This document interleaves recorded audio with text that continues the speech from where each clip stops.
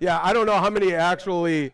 So I said we might be doing all of this, the whole live stream thing, causing extra work for me for nothing, but why not?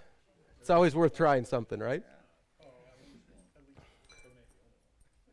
Well, we'll start. This is all live now, just so everybody's aware of that. I thought that's usually good to know what's being broadcast out over the internet. Yeah. This whole thing got thrown together just really randomly. It was me saying, hey, I'm bringing my daughter on a trip to Dort, and I have nothing better to do when she's spending the night with a friend on Thursday night. Trevor, what would be something fun we could do down in Sioux Center? And so we brainstormed and... Yeah, it wasn't really, I kind of said, let's do something. And so anyways, we came up with this mainly just because it's fun to get together with brothers and just fellowship. There's obviously, I thought maybe we'd have like 5 guys, and we've got a lot more. So that's, I don't know, it's good to just get together and hang out. And the plan is for only a portion of this to be recorded, and then we'll have a lot more fun probably offline. But I always have something I want to say. And so I wanted to talk, and then we have another wireless mic.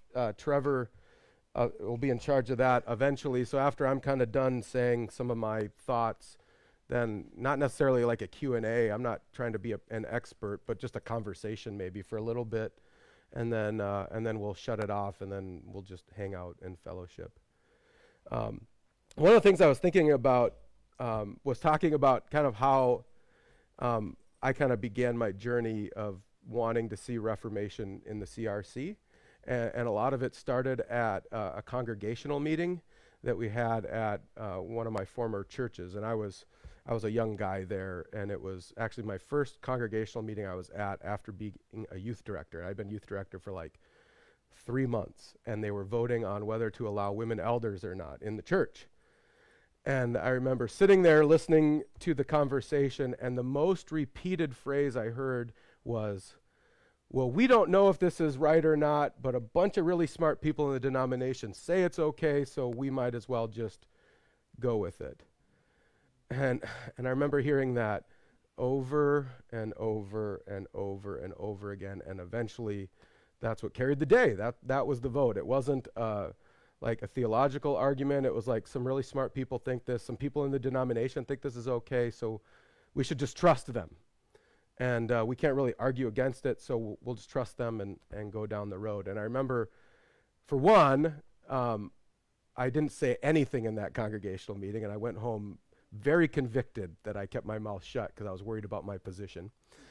And 2, I remember driving home going, man, if there are other churches in the CRC who are thinking this way, we need massive reformation throughout the CRC. And as I've done a lot of this podcast and interviewed lots of pastors, we realize that there's a lot of that. There's kind of been this institutional trust that hasn't been necessarily helpful. And so I talked with a lot of people and thought, okay, I'm going to stick in the CRC, and I want to try to see Reformation. And one of the things I've been doing, I've been studying the Reformation from 500 years ago, and what did they do? What was happening that helped kind of cause Reformation? And there was one really great line I read from Michael Horton in a Calvin kind of biography, where he said, every single Reformation that has ever happened in the history of the church has always revolved around a renewal of the doctrine of God and the doctrine of man. And I thought, boy, if we were to look around the main issues going on in the CRC right now, what are they revolved around? Misunderstandings around the doctrine of God, misunderstandings around the doctrine of man, right? And so there's kind of an education component in there. But also, Martin Luther was really well known for part of leading the Reformation was restoring the priesthood of believers, right? Helping everybody understand that we're all priests. We have an ability to understand and know God's word and speak God's word. And then another aspect that's not necessarily as like sexy, but it's just restructuring the church. So John Calvin worked really hard on just restructuring and reorganizing the church so that it actually functioned in a healthy biblical way that fit. And so I've been thinking about that as far as like how do we start to see some of that happen in the Christian Reformed Church. And I don't have like a big whole. I just have some ideas I wanted to share to get us thinking tonight. And one of the things is just simply for this renewal of Reformation around doctrine and discipline. I think we're all kind of on that same page, recognizing that if we're going to see Reformation truly happen in the Christian Reformed Church, there needs to be a renewal of doctrine. We need to understand who God is and who we are, really, according to God's word. But in order to truly understand that, there needs to be discipline, right? And that's why Calvin was so focused on discipline, not as like this, not that he enjoyed like squishing people like bugs or hitting them over the head with the Bible, but because it's like, no, we really need to know who God is and who we are. And if you don't know that, we need to correct you and guide you and do that. And so that's one of the things we need to be doing, and not just, and one of the things you're going to hear me emphasize, I think, tonight, and it's been really on my heart, is we need to see that happen not only just denominationally, but really it needs to start locally in the local churches. Like, we need to be able to figure out a way to equip our local churches to be able to see Reformation come about through doctrinal teaching and education and discipline. And that's not going to be just an easy thing that happens, because most churches haven't done discipline for a really, really long time.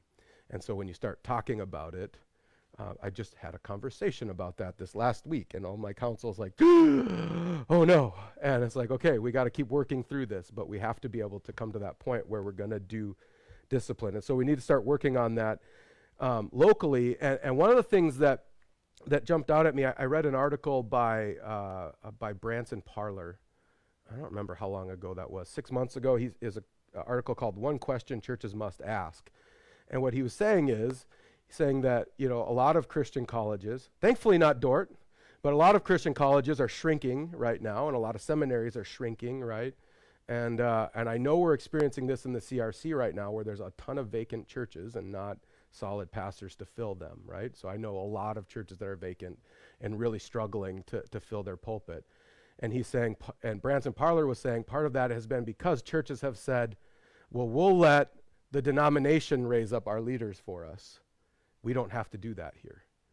And what he was encouraging us locally to start thinking, who in our church are we raising up to be the next leaders in our church and the churches in our area? And how can we start doing that? We can't just outsource that to Dort or wherever. We have to really just start doing it, discipling, and part of that discipling means disciplining as well. And so we need to be doing that kind of stuff locally. And then obviously, and I'm not going to talk a lot about Synod 2023, even though maybe some people were expecting me to talk all about Synod 2023, but I think, part of what we need to do at Synod 2023 is, again, see Reformation through doctrine and discipline. And we need to stand where we believe. We need to stand firm on that and discipline and correct accordingly. And, one of the things I've said over and over again is, the votes last year were like 70-30. And the more I've interviewed pastors, I've been doing this for like 2.5 years and interviewing pastors in the CRC from all over the place. And I'm even more convinced now that was a very accurate representation of the CRC. And I know some people still look at me cross-eyed, like, no, we're more liberal than that. And I'm like, no, we're not. It just seems that way, that most pastors, I have had zero problem finding solid conservative pastors to interview on my podcast week after week after week after week. That's a reason why we haven't done any duplicates, because I want to show people, look at how many there are. They're all over the place. And so if by some crazy like political maneuvering at Synod, we were to backtrack on decisions from last year, I think the denomination will be toast, because I think we'll lose like at least 40% of the congregations in a year, because conservatives are done with it. And so, and I'm not saying that as like a fear factor thing. I'm just saying that as far as I want to encourage us to just stand firm on this and recognize that standing firm on this is what will be healthy and helpful for the denomination. And so we have to be disciplined. We have to discipline, and we have to be swift to discipline. I was thinking Ecclesiastes says, because the sentence against an evil deed is not executed speedily, the heart of the children of man is fully set to do evil. Right? You know that with your kids, the longer you wait to discipline something, it just gets worse and worse and worse. Or even in our churches, where we've had people who've been doing something for a long time and we haven't corrected them, the hearts get harder and harder and harder and harder. And so there's a reason for us not to let this drag on and on and on for a long time, but to act firmly and just stand firm. But really one of the things I want to talk about, just because I think Synod 2023 is going to be really important, just like 2022 was important, 2023 is important. If we're really going to see Reformation in the CRC, we have to look a lot further beyond that. We need to look 5, 10, 15 years, and not just at Synod, but just there's a lot of bigger things happening. And one of the things I really wanted to encourage here, and one of the things I've really been trying to focus on lately, is just trying to help get local churches engaged in the denomination, because I think we've gotten to where we are now is because most conservative churches have kind of said, that's really messy. I'm just going to focus on my church. I'm going to minister to my people, and that's all liberal, and I don't want to deal with that. And so I'm just going to kind of stay away. And what's happened is the liberal, whatever you want to say, I hate labels, but that's easier. They've said, we'll take over. And then conservatives kind of complain about it. And so I remember kind of rebuking some conservatives when we were looking for the general secretary position, and I was poking different guys saying, hey, you'd be a good fit. And they're like, I wouldn't touch that with a 10-foot pole. And it's like, well, then don't complain about whoever goes in there. So pastors and local churches need to start being involved and can't just kind of have that sit back and say, well, we trust the denomination. We trust them to make the right decisions. And I think most people are kind of at the point. A lot of the conservative churches are like, yeah, we haven't really trusted that for a really long call. And so obviously, I guess I should say our primary calling is our local churches. And so I'm never calling anybody to say neglect your local church, get involved in the bigger things. But I like to encourage pastors, be involved in one thing in classis and maybe one thing more denomination wide. Just to kind of be connected in what's happening. It doesn't have to be big stuff. It doesn't have to be trying to be on the COD or whatever, but just try to be involved in something that's classical and denominational, just to get your feet into it. But even local congregations, I think, can be really involved. I think it's starting to happen. What got me thinking about this was I was talking to someone, I won't say who they were, but I was talking to someone who's fairly higher up, and I was voicing some frustration that some of the guys who are higher up in the denomination have been just dead silent on this. They're just like, mum, I'm not going to speak in favor or against this. We're just going to be quiet and ride this out. And I'm like, for me, and you kind of get to know me, I just say it. And I'm like, oh, that just shows lack of leadership, lack of conviction. Can't they speak up? Wouldn't that help? And they said, yeah, they should. But he said what was beautiful about Synod 2022 was the local churches stood up and said no. And nobody else was willing to speak, but the local churches sent delegates to Synod, and they stood up and they said, not anymore. We're not doing that anymore. We're not going that direction. And then people went, what happened? And I think in order for true Reformation to happen and to continue to happen, local churches need to keep doing that. And need to keep being involved and keep speaking up. And one of the things that I've been talking about is that the Grand Rapids bubble needs to be popped. And it's crazy to me. I can talk to pastors in Chicago, which is only 2 hours out of Grand Rapids, and they say they feel disconnected from the denomination. And that's only 2 hours outside. And then you talk to guys in California, and they're like, we're totally disconnected from it. And I'm in Wisconsin. I'm 4 hours out of Grand Rapids. We feel disconnected from the denomination. So what's happening with all of that? And that's partly why there's this bubble that when I came out of Synod, after I had talked to a lot of people in the Grand Rapids area, I'm like, man, it just sounds like you're speaking a completely foreign language to what I'm hearing when I'm talking to people in Canada and Florida and all over the place. And I think that happens when local churches start to speak.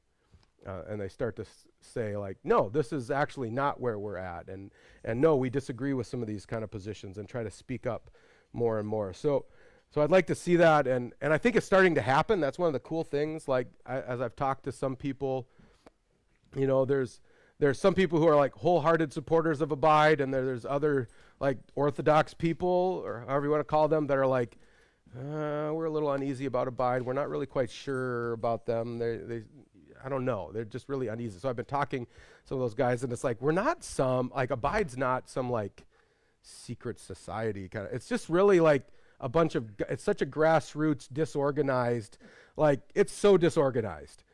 There's no like big master plan being calculated. It's like pastors are writing articles and we're like, yeah, we'll publish that because the Banner won't publish it, so we'll publish it. And that's literally what it is. But again, it's this idea of local churches saying, we need to speak and we need to be heard on what's happening here. And so we're going to do that. And so, I just want to encourage, most of you are here, most of you are pretty involved in some of this, most in classes and denominations, but I want to encourage you to go speak to other local churches and encourage them be more involved. And one of the ways I think church councils could be writing way more communications and not just waiting once a year to do it to synod, but could write, it'd be not a big deal for a church council to write a communication to the Banner and say, like, you know what, those articles you wrote about synod were not really an accurate representation of what was going on, and we'd ask you to, that would be a way to speak into those situations instead of waiting once a year to say something to synod where it gets lost in all of the mess. You could do that regularly, I think. And then just the other, one of the other bigger picture things I want to talk about that I've been thinking a lot about, and is structure, right? So I think getting local churches involved is this kind of renewal of this priesthood of believers. We're not just sitting back saying, well, we're not smart enough, to saying, no, we are smart enough. You can understand God's word. Let's speak in that. But the other aspect of Reformation that throughout history has been this structure of a denomination. And when you start talking denominations, I have a number of people I have a number of conservative friends who have said, why are we even fighting for this institution? Because institutions are just dying anyways, right? Like our whole culture is anti-institutional, and they're walking away from institutions, and so maybe we're fighting for something that's going to die anyways. And I think in some ways the culture is going anti-institutional, but obviously we shouldn't just go along with that and say, well. And so I don't think that's the way to go, to just throw off all denominations, but I think there's something we could think about in that, and just revisioning how a denomination works and functions. And one of the things I think I've heard a lot of people say, one of the big things that needs to happen, I think, for Reformation to truly keep happening, is for this kind of massive bureaucracy and overhead to be shrunk a lot.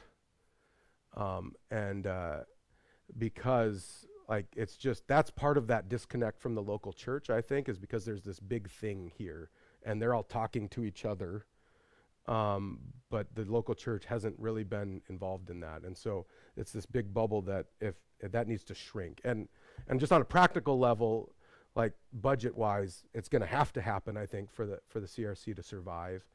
But just on a real logistical level, and maybe even the future, I would love to see this move from a big, massive denominational bureaucracy, and maybe to see some of the, I don't know the best way to say it, the funds and the resources to drop down a level to the classis, and maybe start envisioning how we could start raising up our classes. Because one of the things that I'm seeing happen a lot is just culturally, there's this big move to everything being kind of smaller and more local, right? There's a big push to go to your small local businesses, your small whatever, right? So I think just, this is kind of but I think like 1,000-person mega churches are going to be a thing of the past in 5 to 10 years. I think we'll see a lot of 100, 150. I mean, we already have a lot of 150 member churches, but I think that's going to be more of a thing because people don't want the big institutional, they want something smaller. And so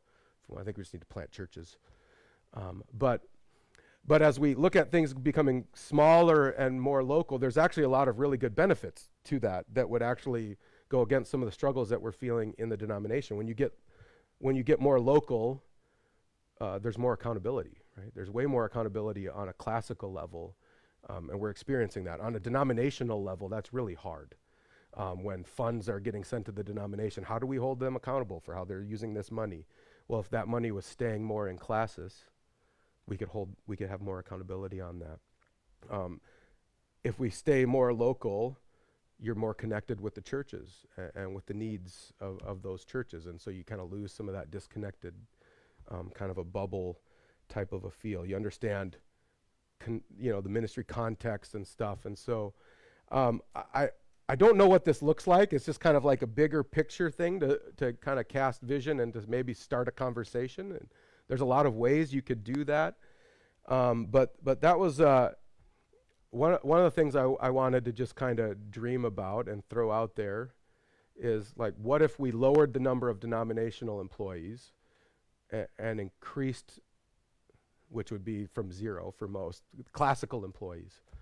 Like, what if we had one full-time classical person who was overseeing ministry in churches in every classes, and they were paid to do that because we dropped all of the upper bureaucracy and we're putting more power on a classical level. Like, do you think that would help local churches more? Would that find them supported? Would that make them feel more connected? And what if like 90% of our ministry shares stayed in the classes rather than going to a bigger bureaucracy denominationally? Like, what would that do for church planning and even resource development for Sunday school materials or whatnot? Like, how would that change things by bringing it more local and so on and so forth? What if we were actually looking to our classes or even local churches? Like, what if classes were coming into a local church that was doing a really good job with Sunday school material or whatever, and said, hey, let's fund this, let's develop this for our classes, and then let's share it? Would that change? I know a number of conservative churches, right, who are like, yeah, the denomination creates all the Sunday school material, but I'm not using it because I feel like it's garbage, right? Sorry. But just what it is, or it's fluffy, right? It's just not doing the job that we need it to do. Okay, well, what do we do then? Rather than going all over the place, what are we creating that? I bet we have churches that are creating good stuff, but let's fund that and then try to share that. So, like, what could we do to help some of that happen? And so it's just kind of this idea I've been kicking around on future, and obviously I have no authority to make any changes, and I'm just kind of throwing out some ideas on to talk about. We could talk about that more here as a group, or we could just ignore that and talk about other issues. That's fine. But I just, like, those are the areas throughout history when Reformation has happened. It's been around all of those different issues that, like, the people in the pew have been empowered. They have not been like, well, the smart people up above us are doing it, we should listen to them. No, during Reformation, the people in the pew have been said, you can understand the Bible, you understand it, now speak. And as they've understood the Bible, they've had a better understanding of God, better understanding of man, and then they've worked to restructure the church to kind of fit the context and the time, and to be honest, their understanding of God and man and how that works, and how do we organize the church in that. And so so we need to start having some of those kind of conversations too. I think for some of us, it's been like, if we just get through 2023, then it's all going to be better. And that's not the case. Even if we get through 2023 and all of the progressive churches say, see ya, we don't want to be a part of this, and they leave, and that's going to cause a big budget issue for sure, right? Which is going to force a restructuring, so we have to start thinking about it anyways. So let's start thinking about it now, and what would that look like, and how would we want to see that happen in a way that fixes, or at least does a better job of some of these issues that we've been seeing, where the local churches have felt so disconnected and disempowered, and the denomination where, I mean, I'll be honest with you, I just got an email from a pastor.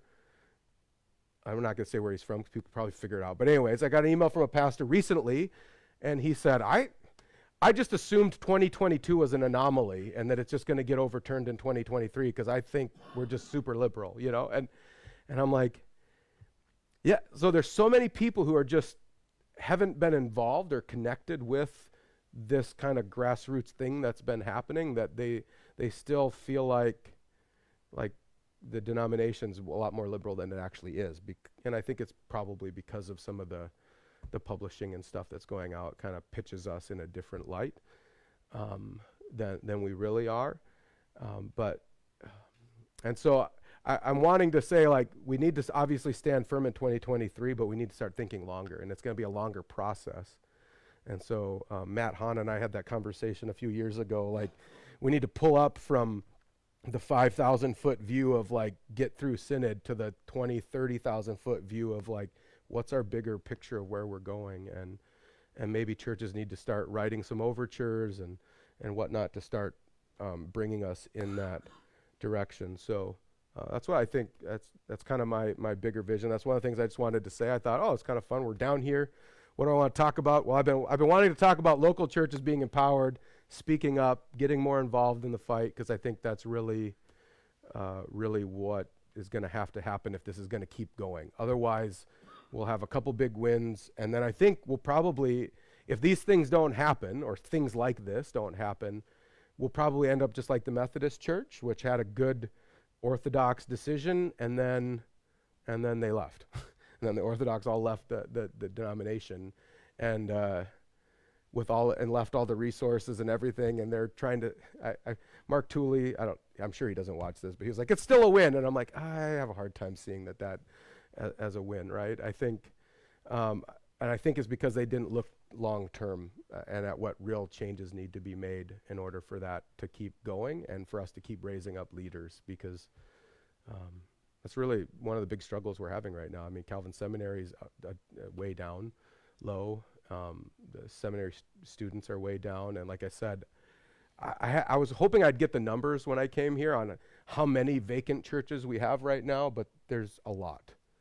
I don't know if anybody has those numbers, but it seemed, with my gut reaction as I'm looking at the landscape, there's a ton of vacant churches, and they're all like, and I know a number of them have been looking for a pastor for 2 years or more. And so it's not like it's a quick turnaround when a church goes vacant. They're really struggling to find one by me has been on over 2 years looking for a pastor, and they're still trying to find one. So it's a need for us to raise up leaders and get involved. That's all I have to say. So, because I didn't want to sit and talk the whole time. And so I said like a Q&A or like, I'm not, like I said, I don't want to be like an expert here, and I'm not an expert by any means. So more of a discussion. And so any thoughts you have on that or any conversation you want to have, we can do that for maybe like 15, 20 minutes for the live stream's sake. And then we'll wrap up, we'll close in prayer, and then I'll kill the live stream, and then we'll talk for a little bit. But if you want to say something in order for your voice to come through the live stream, Trevor Mao has the wireless mic there, and he'll pass it around. It's kind of like prayer time, you can wait for them to pass the mic around. And so comments, thoughts, additional things that I didn't talk about that you think we should talk about. Well, I'd like to start, and I would first of all just like to thank you for being here and doing this. And it's a diverse group that we have here of pastors and elders and deacons and lay leaders. And so kind of united around gratefulness that you are having these conversations, not necessarily, entirely united around following all your plans and stuff, right? And, it's important to say that we, didn't know what you're going to talk about beforehand, but we're here because we want to have conversations and ask these questions, and so we're super thankful for what you're doing. And and so as we have these different just conversations, as it's popping up in your head, what question would you like to either ask for Jason or just for us as a group to think about and mull over?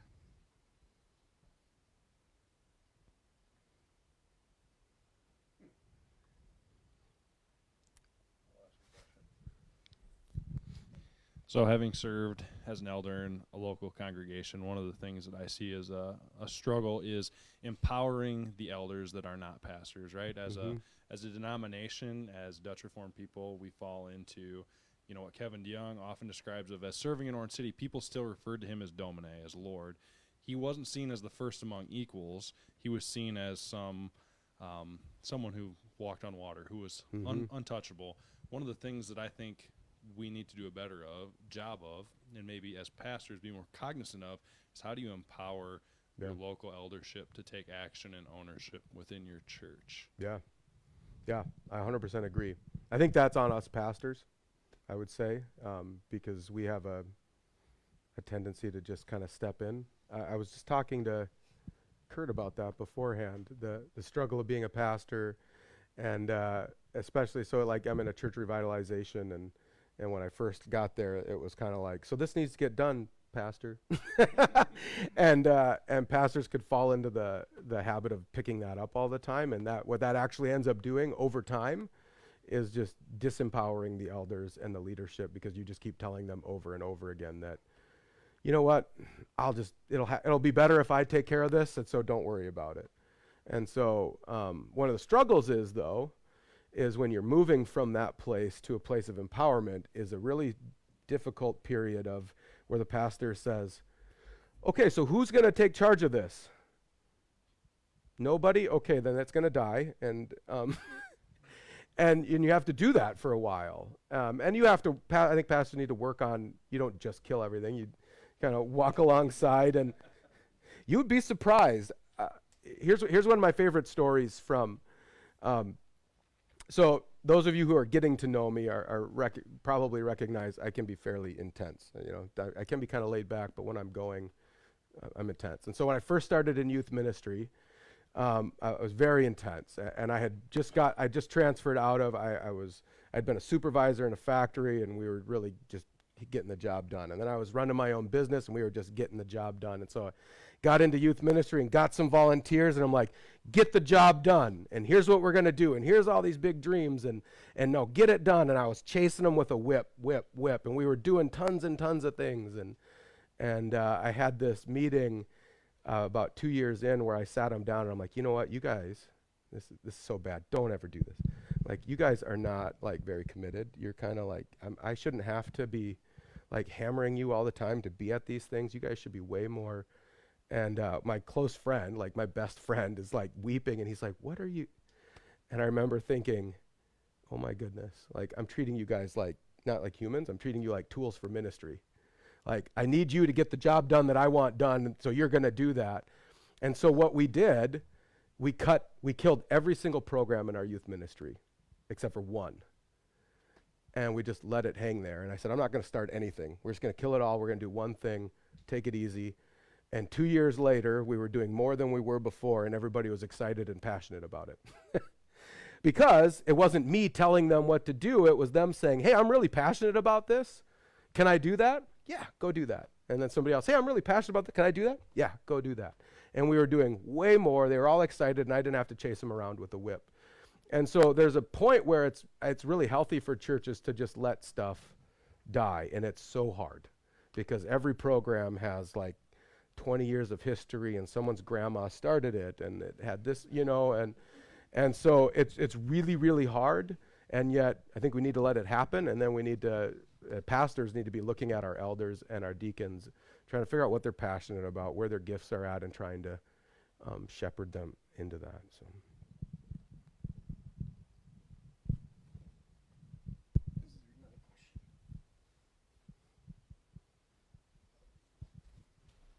Question or comment? You can just say stuff. You guys have good. Well, better it's ideas going than to me. be both. So, Yeah. so my question almost comes in two parts, right? Because you talked about discipline, and you know we've all been in uncomfortable situations where we've had to, at least I assume around this room, discipline someone in our congregation, or an elder, or a deacon, or something of that nature, and it's awful, and we don't like it, but we do it because part of love is discipline. And then, you know, in my work with various committees in the denomination, there's been asking of what discipline looks like. I wonder how that's going to look this year leading up to 2023 on a denominational level. And the reason I ask that is because it's all well and good for us to say, yeah, no, discipline needs to happen because it's loving, but to actually enact it is an entirely different thing.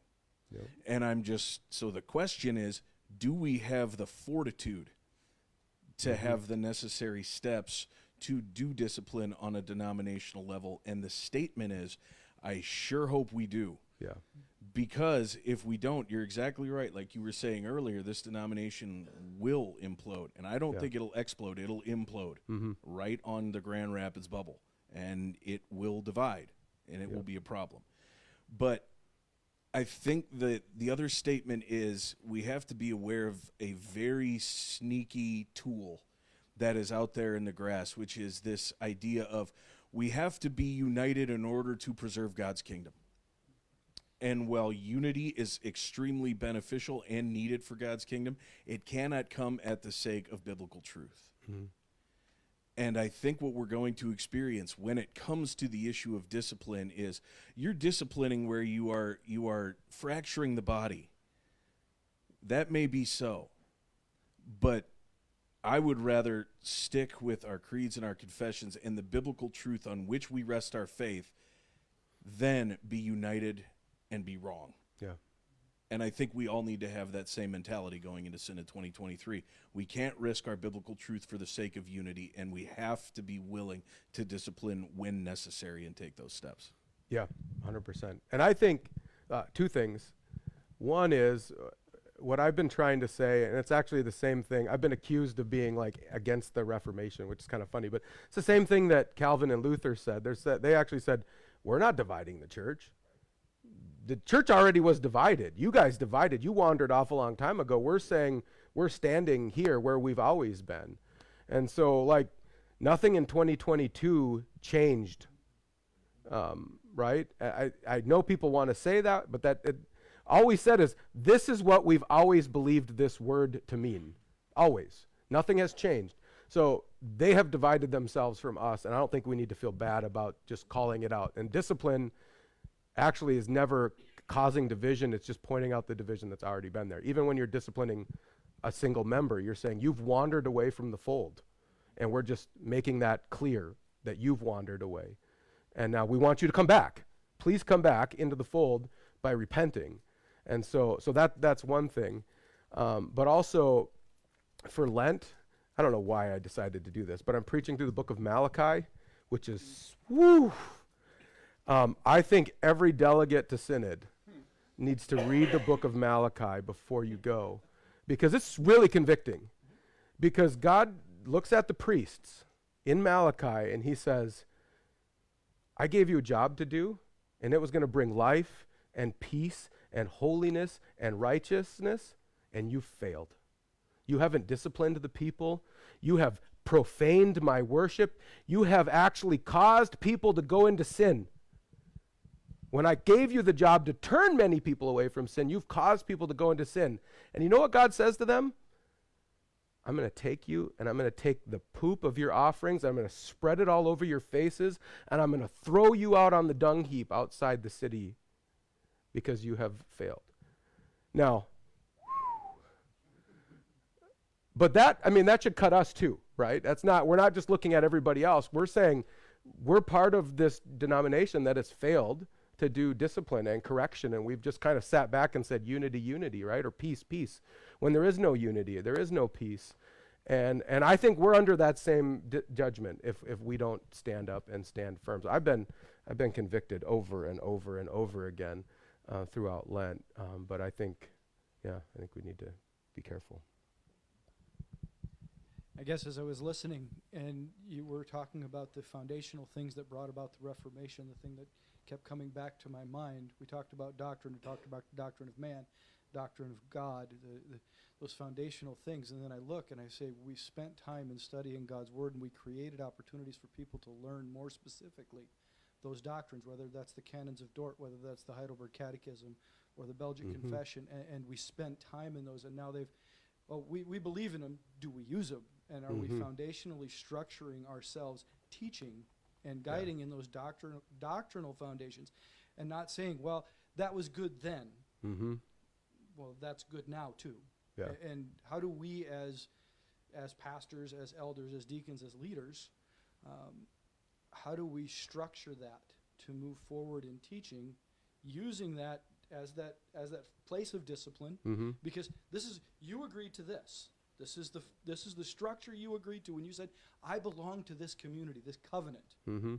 How are we to aid in growing and teaching through those things? What does that look like for us? And how do we use them as tools, not as weapons? Yeah, it's a good question. Yeah, I mean, I think, and I don't know, we're all coming, well, I'm coming from a very different context. You guys are all kind of from around here, so you're coming from a different context. But my context, what I have seen was a generation that grew up being taught the confessions and hated every minute of it, and then said, we're not going to do that to our kids. And so we haven't been teaching it for a long time. And I mean, that was my dad's experience. I don't think he'll care about it because my dad's as blunt as I am. But, he said growing up, I was taught the catechism, it was shoved down my throat, and I hated every minute of it, and it was terrible, and I wasn't going to do that anymore. And then I grew up not getting that in my home and really in my church. And it actually came up, this is so crazy. But anyways, so my wife was Catholic when we got married, so don't recommend it. That causes a lot of problems. Eventually, I won her over. She's Christian Reformed, right? But that causes issues once you start having kids, and you need to decide where they're going to get baptized, right? And so we were having that conversation with about our kids, and she's like, well, what do you guys believe about baptism? And I'm like, I don't know. I was like, I think we have a book that talks about that. And so I pulled out like the Heidelberg Catechism. I'm like, this is so good. And I'm like, this is great. This is what we believe. and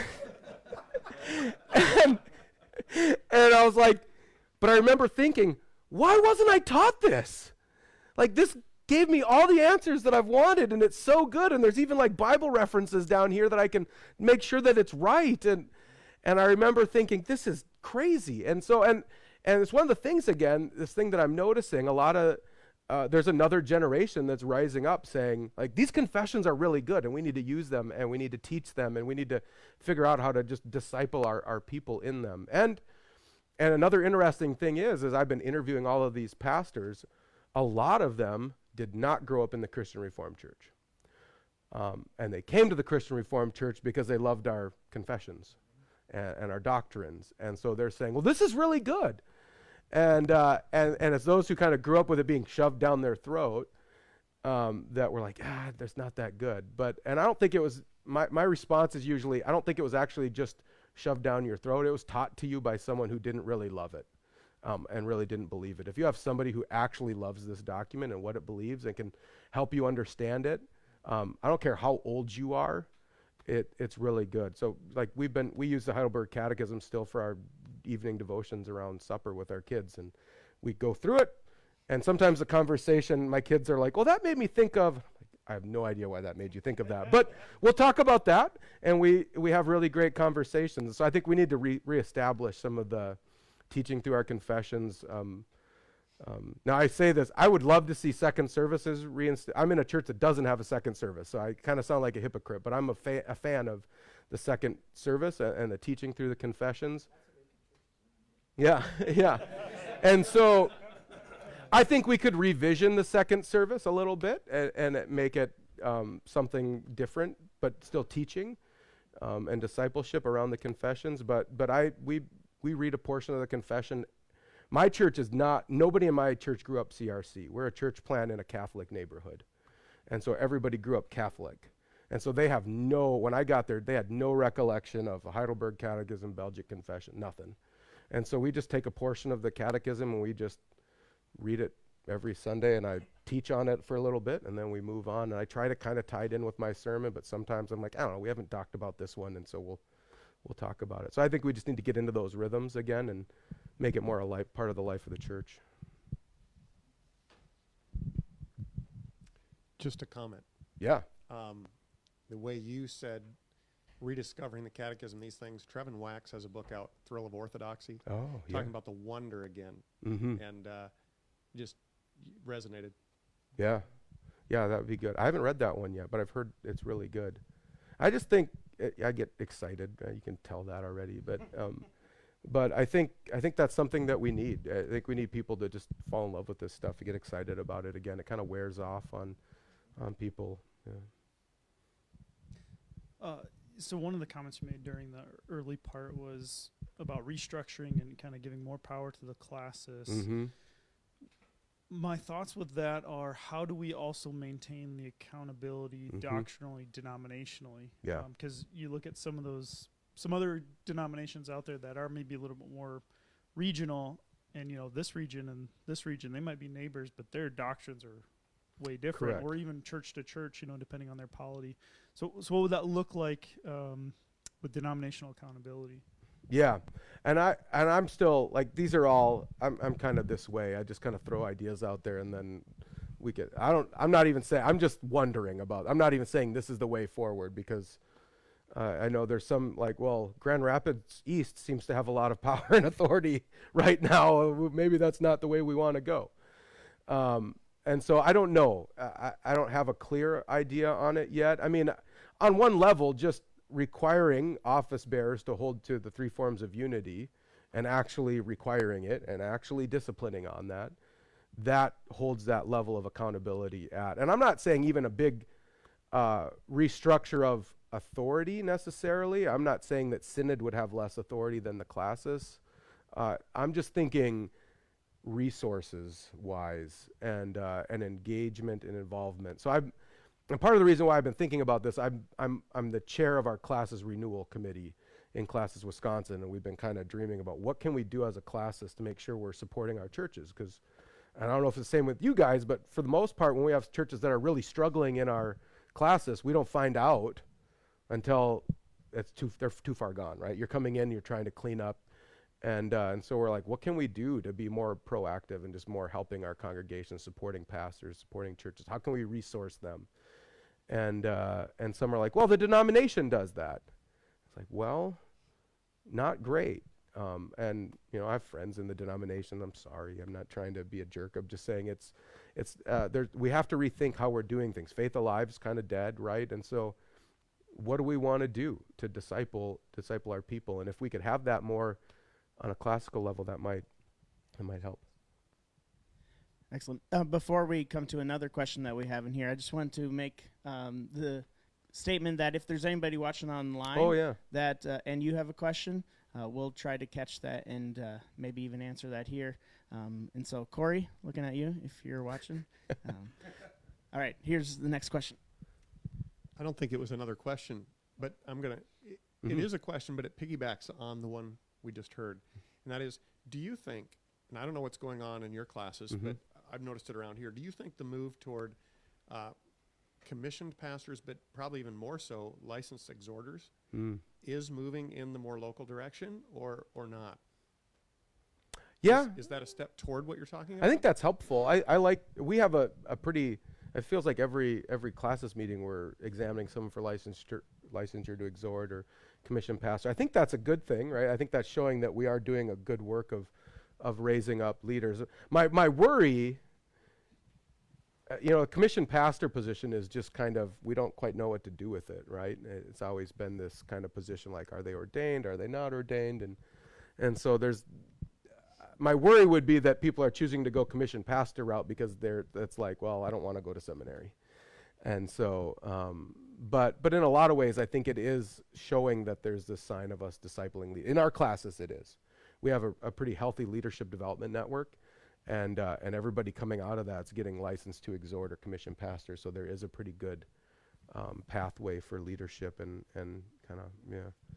But yeah, I've got a ton of different ideas on ways that we could try to.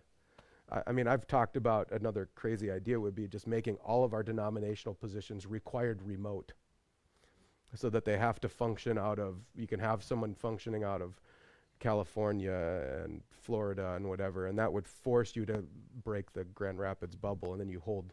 A lot of big corporations who are doing remote work have quarterly, retreats where they still get the face-to-face stuff, but that would help spread out opinions. But I don't know. I'm brainstorming. None of my stuff I said tonight is like, this is the only way. It's just, that's why I tried to ask it in questions. Like, what if? I don't know. Yeah, with commissioned pastor, you do see that localness, but there's that pros and cons of bringing, these are grounds up people that they've, brought up from their congregation, which is awesome. But it also, we need then greater accountability at the classical level when they're examining them. Correct. Right? You don't want this just to be a free-for-all that, brings in who knows what. That's true too. Yeah. But except I for... say this as a licensed exhort, right? So I tricked them. Commissioned pastor. Yeah. So, yeah. perfect example. Right? No. Yeah. Just kidding. But going along with that, I think the hardest thing we have at classes right now is to say no to a candidate. Yep. I mean, I don't know when the last time we said no to a candidate. Mm-hmm. I don't know, Heartland, I don't know if you've said no to a candidate, but I think for Iacota it's been at least 15 years. Yeah. And that was someone who had seminary training. We probably ought to start. Yeah, I know. You have a chance. Yeah. You have a chance to correct this. Yeah. So. No, you're right. Well, and 11 months. yeah, I mean, it is the biggest issue, and I've heard of significant concerns being raised. Not in our classes. We had one, actually the one where I was ordained. There was someone who was being licensed to exhort, and they had answered not helpfully in a couple. And I know him, and I know he's actually a solid guy, but he just didn't answer the question well. And there was a big kerfuffle and like a 2-hour-long executive session debate over whether to allow him.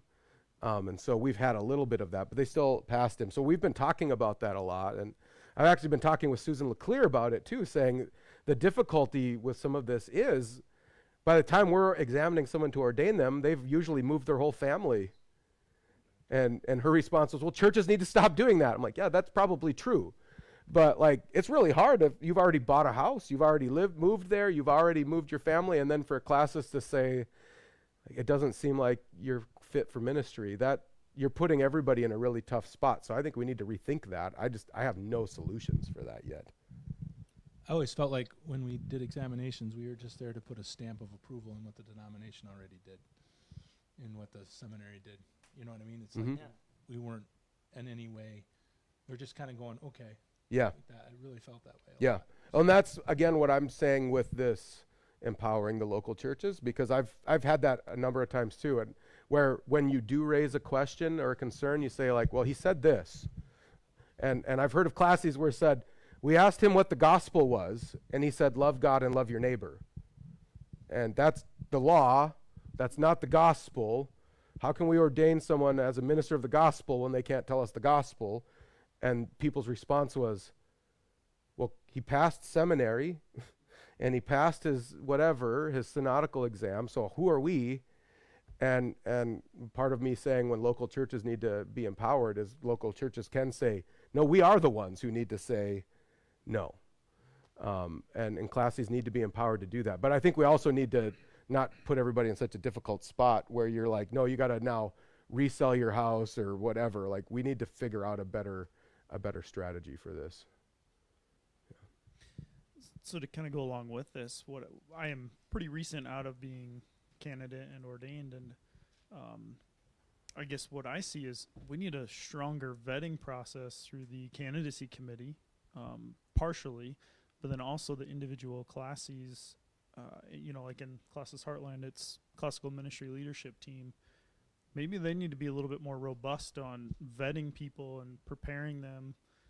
And maybe vetting's not the right word. Maybe it's just discipling and walking alongside and be like, okay, you need to know your theology, you need to know it well. Which in Classes Heartland, I had a very good team of people that did help me, but I know that there's a lot of classes that probably aren't fulfilling that role as they should.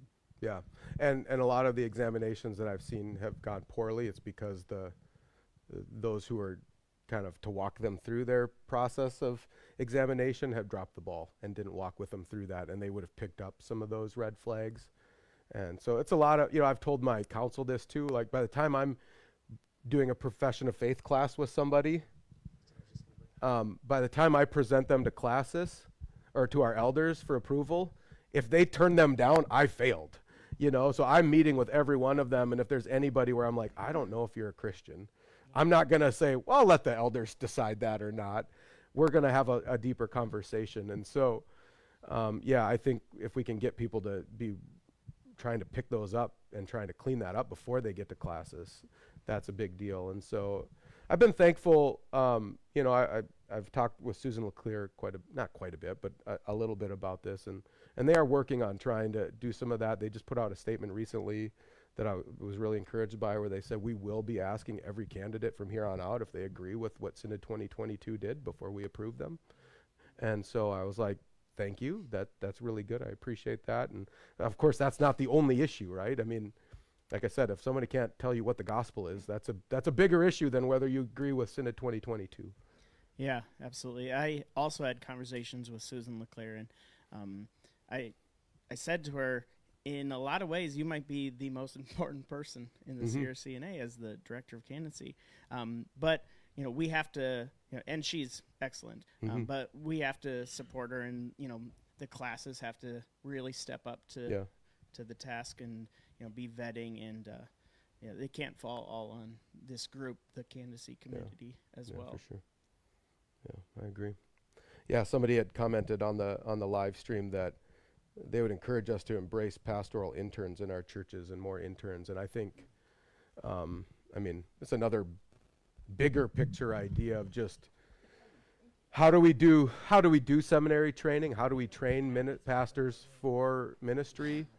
I've got lots of thoughts and opinions, but I would really like to see it. One of my frustrations has been the increasing move in seminary training to more practical ministry stuff.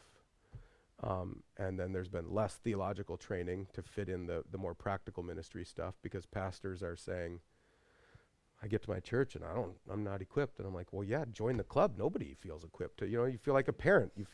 I told our teenagers when I was in youth ministry all the time, like, your parents feel like a blind man walking in a dark cave. They have no idea what they're doing, and they always feel like they're failing. So just give them a break, right? Because that's what we do. And I'm like, pastors, pretty much, right? We're like, I don't know what to do. And so we're trying to figure that out.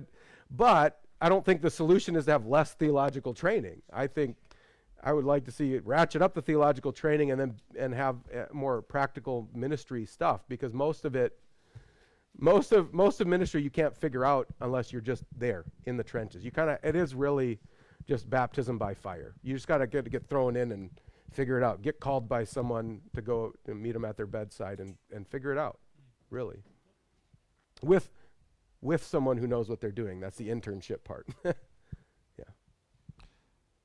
To piggyback on all of this, we were talking at dinner about kind of the opportunities that non-residential seminary provides. And so if we have guys in our congregations, the advantage here is that you can walk alongside them as they're going through this. And then if you perceive, and I think this is, I came out of the Presbyterian context where you come under the care of a local council, or they call it a session, and they walk alongside you through the whole process, and they can at any point say, nope, you're not fit for ministry. So then you're assessing, walking alongside, and if you can do that, then you're gaining both theological training and practical training while you're getting your seminary education. You've got a number of guys looking after you, encouraging, but also then able to say 2 years in, rather than when you've bought the house and you're awaiting your classical examination, how much better it would be to say, really, you're not cut out for this. So I think there are disadvantages, obviously, to the non-residential path, but I think if we embrace the non-residential and we do it right, I think it could be far superior. Yeah, I agree. And baked into so I was a distance student at Calvin, so I did that program, and I was telling Kurt, it allowed me to, I actually wanted to go residential and dive in, because I preferred to just focus on one thing at a time. But it allowed me to walk with our church through a really difficult time. Our church was really in a mess, and I was able to kind of walk with them through that. But it really was good for me to be in ministry and in seminary at the same time, and be able to, that some of the professors didn't like us because they'd be like, well, do this. And I'm like, I just did that last week, and that didn't work the way you said it worked. How do we do this? And so we were able to have some of those real practical things. And they do have They do have mentorship kind of baked into it a little bit. I didn't find that mentorship helpful. I was telling Kurt, one of the things that I did is I found a guy in my church who I really respected, who was really well-versed theologically, had been around for a long time, and I just said, will you be my mentor? And can we just get together once a week and talk theology and ministry and life? And that was a huge blessing and benefit for me. My other official mentors through the seminary that they assigned me, I didn't find them super helpful. They were helpful, but I didn't find them really life-transforming. But the local congregation that had a guy watching over me, that was huge. And so, again, it goes down to the local churches saying, we want to support these guys and disciple them. Yeah, and I'm almost thinking like if we are able to realign some of the funding, some of the whatever, there could be people in a classis who are really there to say, I'm going to tailor, even, okay, you're getting your seminary requirements, but I'm going to look at kind of your unique circumstances. You need to read more of this or this or this, or you need to have this kind of experience. I think it's a really good opportunity, but because not every pastor, so maybe a pastor's got somebody like that in his congregation. Maybe he's not the guy who's equipped to do that, but there's probably some guys in each classis who could be, so you think about like a leadership development team or whatever, to really put some, okay, we're going to mark out some funding to do whatever we do to free these guys up to be able to do that even better. Yeah, 100%. All right, we're at an hour about, and that's all I wanted to do for a live recording. So I'm going to close us in prayer and then shut off all the live stream, and then we'll have a good time together off the record. But let's just take a moment to pray and thank our God. Heavenly Father, we come before you continually thankful that you're our God, and thankful that you've called us to be your people. Thankful for your grace, thankful for your mercy. Father, as we look at our own lives, Father, we recognize how often we fall short in our duties and fall short in what you've called us to do. We recognize if you weren't faithful and gracious and patient, that you could have thrown us off a long time ago, and yet you haven't. We're thankful for that. Father, we're thankful for that for our denomination as well, that our own faithlessness has could have caused you to walk away, and you haven't. And so we're thankful for that. And Father, we come before you now, just as fellow believers, we confess to you our own failures on how we've fallen short in our duty to stand firm, our duty to discipline, our duty to disciple your people, to raise up leaders, to just walk faithfully following you. We confess that, and we ask your forgiveness for us in that. And Father, we rest in that, and we ask your Spirit to just renew us and fill us and empower us to leave from here ready and willing to do the work that you've called us to do in our local churches. And Father, we do pray that you continue this work of Reformation in the CRC, that you continue to raise up local churches and local leaders and young men who are after your own heart and desire to lead and see people turn to you. Continue to raise them up and put them into positions of leadership in our denomination. And Father, we do pray that you would bring reformation here, and that you would see our denomination stand firm and in a way that brings glory and honor to you. And so I pray that we would do that, and I pray that none of us that have been working towards this, that we wouldn't receive any of the glory, that our names would even be forgotten, but that your name would be lifted up and your name would be praised for this work, and that because of our willingness to stand firm and to trust you, that your kingdom would come and your will would be done on earth as it is in heaven, in our communities and in our country. And Father, may your gospel continue to spread. We pray that you would be with us through the rest of the night. Bless our conversation, bless our fellowship, and may the rest of what we do tonight bring glory and honor to you. All God's people said, amen.